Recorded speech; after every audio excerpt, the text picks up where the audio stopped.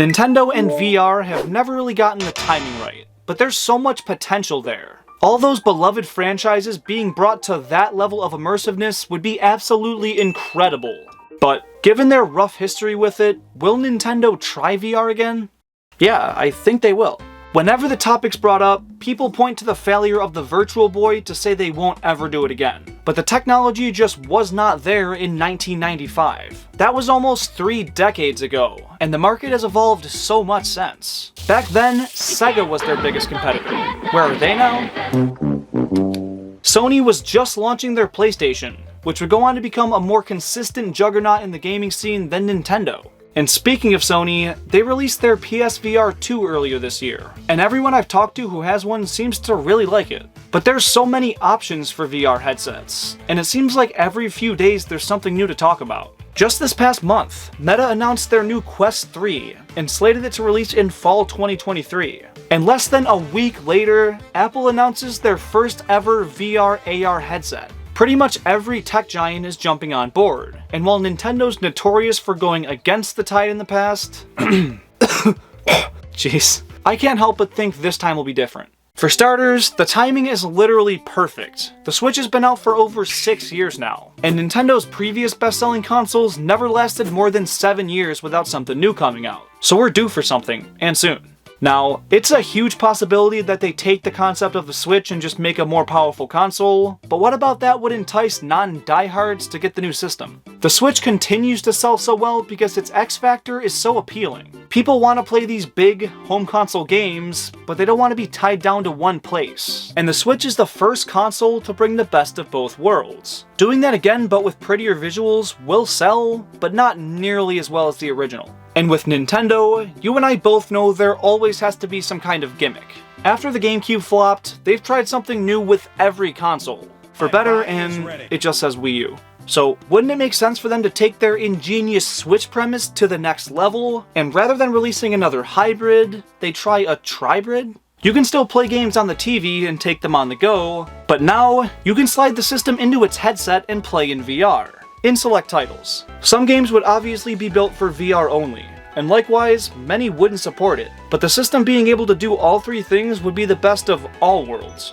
Look, PSVR 2 is $500, on top of a $500 PlayStation 5, and the standalone Quest 3 is gonna be $500. So if Nintendo could offer a full VR headset on top of a dedicated home console and portable system, it would be a no-brainer for literally any gamer. That offer is way easier said than done, but it is in the realm of possibility. Now, the Switch itself technically works in VR, you can see and interact with the virtual world, but the screen resolution makes it unbearable, and the handful of games that do support it don't do much. I went more in-depth in a separate video, feel free to check it out, but my point is, if the $300 Switch from 2017 can make it function, surely a $500 gadget in 2023 could make it thrive. But there is a good chance they go a completely new direction with the follow-up to the Switch, something we could never see coming. But I really don't see any other technology growing as much as VR.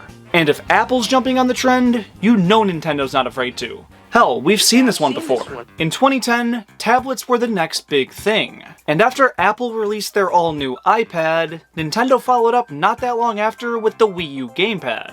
It was also released to follow up their, at the time, best-selling home console. And this is the part where we ignore how hard the Wii U failed. That didn't stop Nintendo from looking to Apple in the future though. They saw the popularity of mobile games in the mid to late 2010s and released a bunch of games on iOS platforms. They would eventually make their way over to Android as well, but still. It goes to show that the only company Nintendo will really follow the footsteps of is Apple. And if they see VR as a huge opportunity, I assume it won't take Nintendo long to realize that too. Now, if they do go through with it, what can we expect the console to look like? Well, it would be just like the current Switch in terms of physical design. A handheld console you can dock with detachable controllers. But those controllers have to be shaped way differently. The stock Joy-Con were designed so that 2 people could use them as primary controllers. And as cool of a feature as that is, it's a last resort at best. And I can't remember the last time I played with them like that. That said, these new ones should still be able to, but it's going to be uncomfortable no matter how you shape them. So they should just make them bulkier with softer edges that fit more naturally in your hand. They could also do away with a lot of those expensive and pricey features the normal Joy-Con have. HD rumble is not necessary. The NFC chip hasn't been relevant in over 5 years, and the IR cameras would be on the headset portion of the console, so the controllers wouldn't need those either.